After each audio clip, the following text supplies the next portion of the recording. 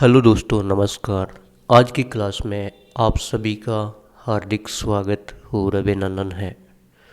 दोस्तों, हम कक्षा 11 का गणित पढ़ रहे हैं और कक्षा 11 के गणित में प्रश्नावली 2.3 चल रही है। इसके अंदर हमने कुछ एग्जाम्पल्स, कुछ क्वेश्चंस किए। आज हम बात करेंगे कुछ व्यापक फलनों के बारे में। हमारी किताब में ये 1, 2, 3, 4, 5, 6, 7 सात तरह के व्यापक फलन दे रखे हैं। तत्समक फलन, आइडेंटिटी फंक्शन, अचर फलन, कांस्टेंट फंक्शन, बहुपद फलन, पॉलिनोमियल फंक्शन, परिमेय फलन, रेशनल फंक्शन, मापांक फलन, मॉडुलस फंक्शन, चिन्ह फलन, सिग्नम फंक्शन, महत्तम पूर्णांक फलन, ग्रेटेस्ट इंटीजर फंक्शन। दोस्तों, ये जो सात तरह के फलन हमारी एक किताब के अंदर दे रखे हैं, इनको हम एक एक करके पढ़ेंगे। तो पहला है तत्समक फलन, आइडेंटिटी फंक्शन। देखिए दोस्तों, फलन जो होता है f(x)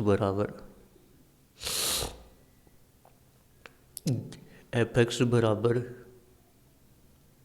जो x प्रकार का जो फलन होता है, या इसको हम क्या बोल सकते हैं, f(x) को हम y भी बोलते हैं, y बराबर x। ये जो फलन है इसको हम तत्समक फलन कहते हैं। ठीक है, अब कैसे कहते हैं, देखो इधर हम एक रफली काम आपको बता देते हैं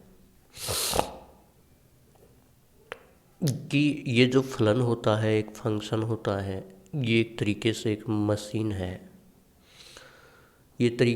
मशीन है। और यहाँ पे y बराबर x है। अब इधर से x बराबर आप कुछ भी डालोगे, ये सीधा का सीधा जो डाला वही दे देगा, y बराबर 0। x के बराबर यहाँ पे 0 डालो तो y बराबर क्या आएगा, 0। x बराबर 1 डालो तो ये जो डालोगे वही दे देगा, y बराबर 1। x बराबर 2 डालो, y बराबर 2। ये अंदर कुछ भी नहीं करेगा, जो इसमें डालोगे वो दे देगा। इस प्रकार से x बराबर 3, 4, 5, 6, 7, 8, 9, 10 बहुत सारी संख्याएं डाल सकते हैं। x बराबर आप अगर -1 डालोगे तो ये y बराबर -1 दे देगा। x बराबर -2 डालोगे तो y बराबर -2 दे देगा। इसका मतलब दोस्तों, इसके अंदर हम जो कुछ भी डालेंगे वो सब कुछ दे देगा। जहाँ x क्या है, x बिलोंग्स टू r। ये इसकी परिभाषा होती है कि x का मान आप कोई भी रियल नंबर ले सकते हैं।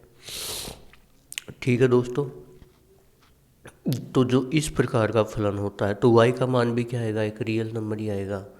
तो इस प्रकार के फलन को हम क्या कहते हैं, तो इससे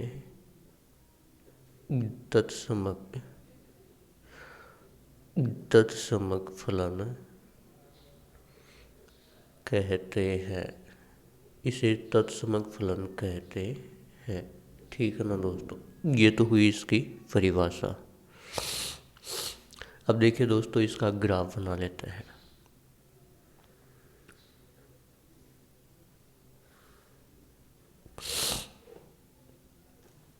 ये x एक्सिस है, x डैश, y डैश।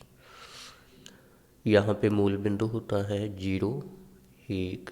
इधर धनात्मक संख्याएं होती हैं 4, 5, 6, इस प्रकार से। इधर x के ऋणात्मक मान होते हैं -1, -2, -3, -4 और ऐसे चलते जाते हैं। ऊपर y के धनात्मक मान होते हैं 2, 3, 4, 5, 6, इस प्रकार। इधर y के ऋणात्मक मान होते हैं -4, -5, इस प्रकार से ये चलते जाते हैं। अब देखिए दोस्तों, इसने क्या कहा कि x का कोई भी रियल नंबर आप ले सकते हैं। x का मान आप कोई भी रियल नंबर ले सकते हैं। तो जो ये x एक्सिस है इसके ऊपर से आप कोई भी नंबर ले सकते हैं। पॉइंट टू में भी ले सकते हैं, लेकिन हम यहाँ पे पॉइंट टू में नहीं लेंगे, बिना पॉइंट टू के लेंगे। जब हम x बराबर 0 लेते हैं तो इस फलन में तो जो डालेंगे वही देगा। x बराबर 0 लेंगे तो y बराबर भी 0 ही आएगा। तो y भी यहीं 0, x भी यहीं 0। अगर हम x बराबर 1 लेते हैं तो ये y भी बराबर, यहाँ पे x की जगह 1 डालेंगे तो y भी 1 ही आएगा, तो y भी 1 ही आ जाएगा। इन दोनों को मिलाओ, कहाँ मिलते हैं? यहाँ पे। x बराबर 2 लेता हूँ तो y भी 2 आएगा। यहाँ से y x के समांतर और x x के समांतर रेखाएं खींचो। जहाँ पे ये दोनों काटती हैं वो बिंदु होता है 2,2। अगर मैं x बराबर 3 लेता हूँ तो y के बराबर भी 3 आएगा। तो y x के समांतर और x x के समांतर रेखाएं खींचते हैं। जहाँ पे ये काटती हैं वो बिंदु होता है 3,3। इसी प्रकार से x बराबर -1 लेता हूँ तो y बराबर -1 आएगा। x बराबर -1 लेता हूँ तो y बराबर -1 आएगा यहाँ पे। x बराबर -2 लेता हूँ तो y बराबर -2 आएगा, तो यहाँ पे आएगा। x बराबर -3 लेता हूँ तो y बराबर भी -3 आएगा। इन दोनों को मिला दो, जहाँ ये दोनों रेखाएं काटती हैं वो क्या होता है? वो बिंदु होता है। अब देखिए दोस्तों, इन सभी बिंदुओं को मिला देते हैं।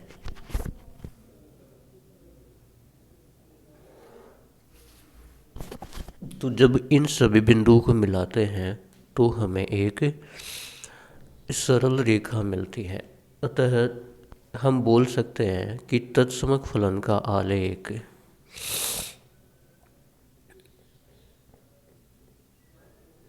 तत्समक फलन का ग्राफ एक सरल रेखा होता है। सरल रेखा होता है। और दोस्तों, इसका जो प्रांत है, क्या प्रांत? तत्समक फलन का प्रांत। अब आप देखिए यहाँ से, यहाँ पे बोल रखा है कि x की वैल्यू आप कोई भी रियल नंबर ले सकते हो और कोई भी रियल नंबर यहाँ पे डालते जाओगे तो वो का वही मान y के बराबर आएगा। मतलब इस मशीन में कुछ भी डालो x की वैल्यू r में से, तो वो जो डालोगे वही देगा, तो y की वैल्यू भी r ही आएगा। तो इसका प्रांत क्या है दोस्तों? r, real number. और इसका परिसर भी क्या हो जाएगा? जो डाला वही दे दिया इसने, तो y के मान होते हैं वो सभी के सभी परिसर कहलाते हैं। और इसका परिसर भी क्या आ गया दोस्तों? r आ गया। तो ये था तत्समक फलन। अब देखिएगा, अब एक क्वेश्चन करते हैं। क्वेश्चन ये है कि f(x) बराबर -x, यहाँ पे लिख लेते हैं फलन f(x) बराबर -x का आलेख बनाइए। f(x) बराबर -x का आलेख बनाइए। दोस्तों, जो f(x) होता है उसको हम y मानते हैं, तो ये y बराबर -x का ग्राफ है। जहाँ x आप कोई भी रियल नंबर ले सकते हैं। तो देखो दोस्तों, इधर हम थोड़ा सा रफली काम कर लेते हैं। फंक्शन का मतलब ये होता है, ये एक मशीन है, इसमें आप x की मान जो डालोगे उनको माइनस से गुणा करके ये देगा। x बराबर आप 0 डालोगे तब तो y के बराबर 0 आ जाएगा। यहाँ x की जगह 0 डालो तो y के बराबर 0 आ जाएगा। x बराबर 1 डालो तो y बराबर कितना आएगा? y बराबर -1 आएगा। x बराबर 2 डालो, यहाँ पे x बराबर 2 डालो तो y के बराबर -2 आएगा। इसी प्रकार से इस मशीन में आप ऋणात्मक संख्याएं डालो, x बराबर -1 डालो तो यहाँ पे x बराबर -1 डालेंगे तो एक माइनस पहले से है तो ये माइनस माइनस प्लस का 1 हो जाएगा, तो y बराबर 1, x बराबर -2 डालो तो y बराबर 2।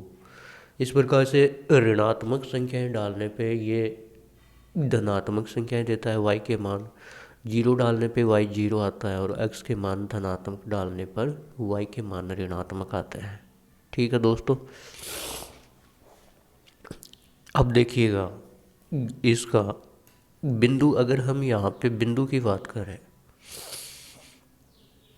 तो x 0 लिया था y 0 आया, बिंदु क्या हो गया 0,0। यहाँ पे बिंदु क्या हो गया, x 1 डाला तो y -1 आया, 1, -1। x 2 डाला तो y -2 आया, x का मान -1 डाला तो y का मान 1 आया, x का मान -2 डाला तो y का मान 2 आया।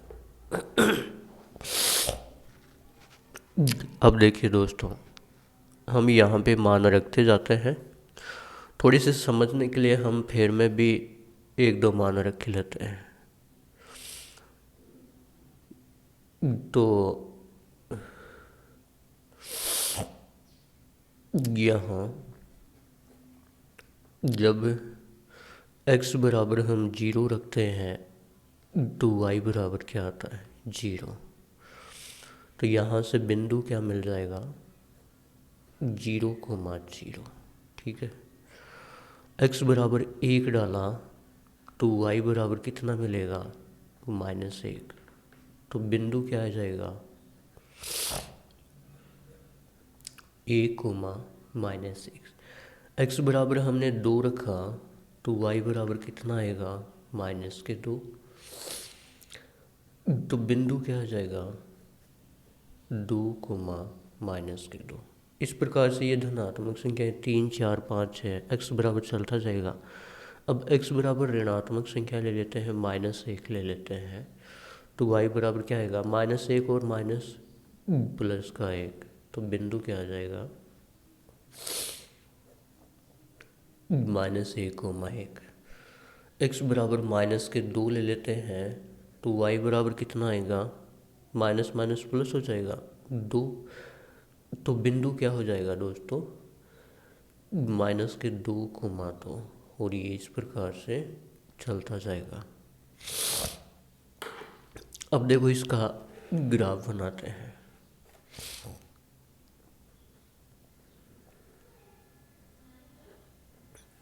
इसका हम ग्राफ बनाते हैं, इधर x के धनात्मक मान है, इधर x के ऋणात्मक मान है। ठीक है, ऊपर y के धनात्मक मान है, नीचे y के ऋणात्मक मान है।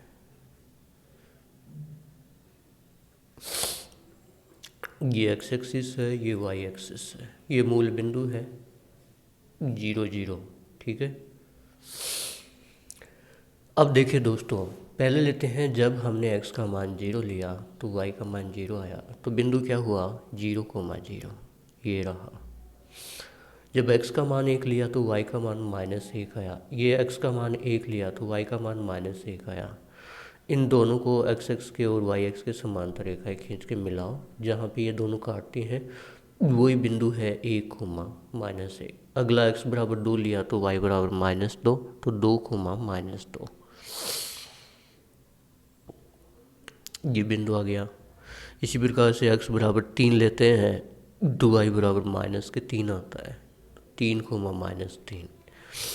अब x बराबर -1 लेते हैं यहाँ, तो y बराबर 1 आता है यहाँ, इन दोनों को मिला दो।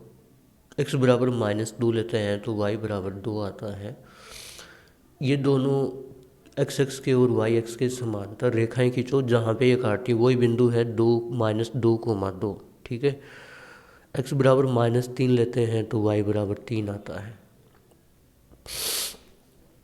इन सब बिंदु को मिलाने पे एफ एक्स बराबर -x का ग्राफ प्राप्त हो जाता है।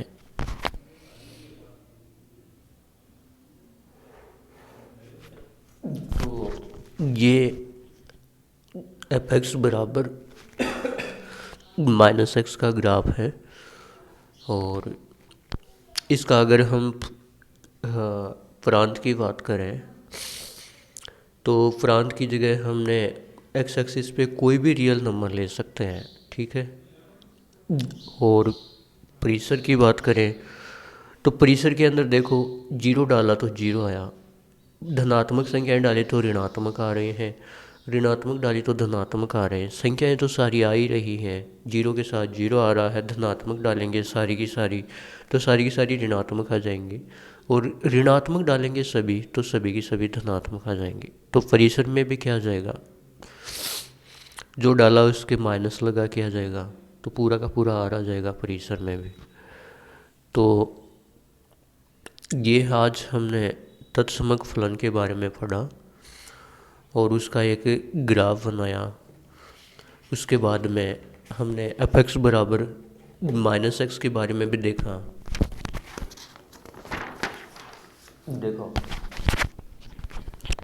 यहाँ पे हमने तत्समक फलन की परिभाषा लिखी कि एफ एक्स बराबर x प्रकार का जो फलन होता है जहाँ x से बिलोंग्स टू r होता है उसे तत्समक फलन कहते हैं। और ये इसका ग्राफ है, ये इसका प्रांत और ये परिसर। तो आज की क्लास में इतना ही। Thank you. जय हिंद, जय भारत।